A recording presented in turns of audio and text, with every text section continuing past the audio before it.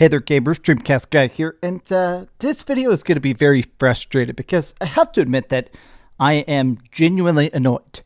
PlayStation has just announced they're raising the price of the PS5 again. Not just the Pro or the disk drive or the pack-ins, no.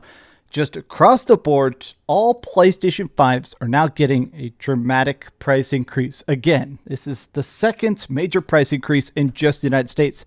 Region by region, they've actually been bumping up the costs, but I have to admit that this is partially frustrating because I have been reporting on Sony's financial reports. PlayStation has been making literally more money than they've ever made, despite the fact that they're making less and less first-party games, which means that they're not spending billions on development. They're not making major acquisitions. PlayStation is printing money because everybody else is putting their games on their platform. Why would you increase the price of the PlayStation when the only thing even making you survive is the fact that PlayStation is over here being the primary place to play? Let's break this down. Let's take a look at these price increases. And of course, we got to talk a bit about tariffs. Hi, I'm DreamcastGuy, having the worst day of my life. Please, if you could, give this video a like and subscribe if you haven't already. You know, right before I started filming this video, I triple checked that this is legit because I saw people sending this to me and it just seems to very much defy belief. You know, back in the day, systems got cheaper. Systems would get discount after discount after discount, and that wasn't an accident. That's because for every game that sells on a particular platform, they take a 30% cut. What makes the billions of dollars for PlayStation isn't just, hey, we sold you a PlayStation. It's, hey, we sold you GameStop keys. Hey, it's you bought our stuff through our store, right? So the fact that they just keep increasing the price, I don't know how they're just expecting this to work out in the long run.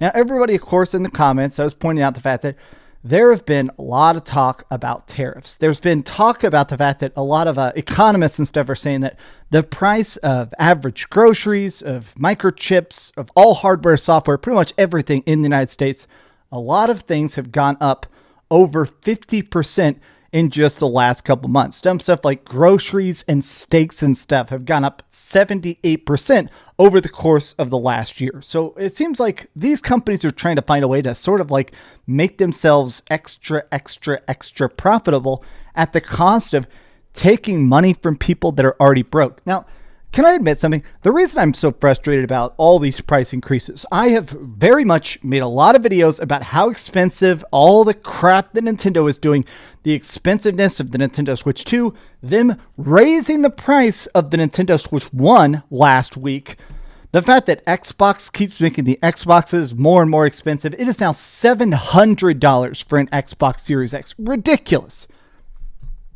I feel like PlayStation doing this, though, it feels extra egregious. It feels extra out of line. But let me talk about the actual numbers here. A base PS5 now is now $550. A digital edition is $500. And a PS5 Pro is now $750. So across the board, this is a $50 price increase from the original costs. I think this means that we had a temporary price bump, temporary price cuts.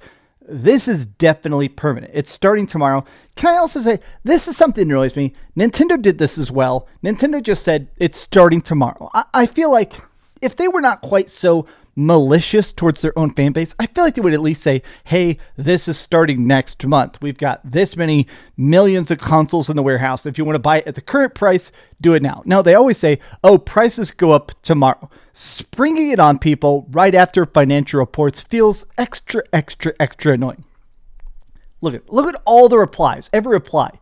The fact that we're at a point where buying a console early in the generation is the cheaper option is just insane. Who else remembers when consoles went down in price halfway through their lifespan? We have on this channel been talking about the leaks of the PlayStation 6. And one of the things that everybody's saying is that essentially the reason the PlayStation 6 isn't out now, even though it's not the biggest leap in technical advancements, is because specifically they're waiting for technology to become cheaper. They're trying to make the PlayStation 6 cheaper than the PS5 Pro. I love this idea. I made videos basically saying I love that.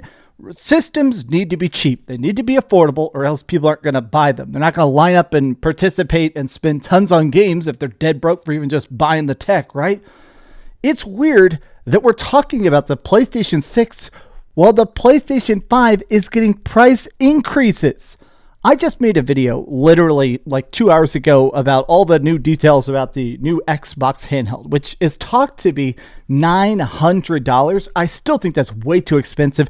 Double the price of a Steam Deck is vampiric. But what if they increase the price of that as well? What if they end up having to adjust it due to market conditions and it ends up becoming $1,000 or $1,100? Look at this. God. Fair guess. It's increased because keep it cheap in the U.S. because of the tariffs, though it looks like it'll now affect the entire continent.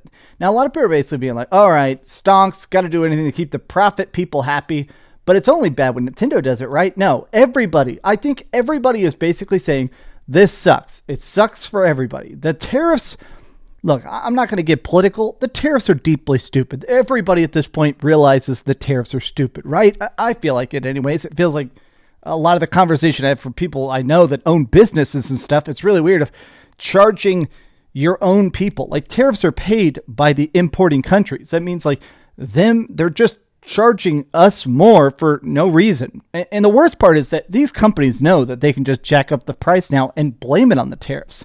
I'm going to say that in a lot of these circumstances, I think specifically with Nintendo, they're lying. They're blaming the tariffs because they know can get away with it. The tariffs exist. I'm not going to pretend that tariffs aren't cutting into their profit margins, but they were already way in the green.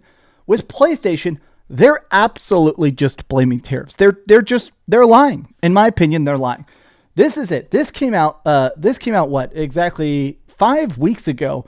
PlayStation released a profit thing that said they've made $13 billion in profit, not just like gross revenue gained, profit, $13 billion in profit from the PS5 generation. That means that combining everything, PlayStation 1, PlayStation 2, PlayStation 3, PlayStation 4, every single generation before this was only $10 billion in profit. They have made more money in profit in just the last 5 years than every other console generation of PlayStation ever combined. You could 100% eat the cost of these tariffs. You could. You're choosing not to. You're just saying, we'd rather continue to screw the fans to keep our profits as much and possibly high as possible on the front end and the back end. There is a term I'm growing to hate called fiduciary responsibility. It's a business term that basically, legally, you have to keep increasing profits. I can't believe that's a law. I'll be honest, it's baffling to me. But if you are a publicly traded company, it is your job to only increase profits. It doesn't matter if it makes people mad, doesn't matter if it leads to mass layoffs, doesn't matter if it ends up causing your company to completely collapse in a couple of years. Like Target has obsessively been trying to maximize profits to the point at which Target sucks now and the whole company is collapsing. The CEO left after being CEO for 11 years because the whole company has been chasing profits so hard they just imploded. This is the thing, fiduciary responsibility. We have to increase costs at every single chance we can, even if it kills us down the line. What I'm curious about, genuinely, is will we see the PS5 sales go down? Will console sales ever decrease? Because at this point, I mean, I just don't get it. The amount of people that are starting to only game on phones or tablets or people that are just getting into retro gaming, playing stuff on an old laptop. I mean, I'm at a point where everybody is so broke that if you said, hey, I can only afford to play games on my modded 3DS, that's the only gaming I can get in, I would not even blame you. This sucks. And honestly, it sucks for no reason. All right, ramble over. Hope you guys are having a great day.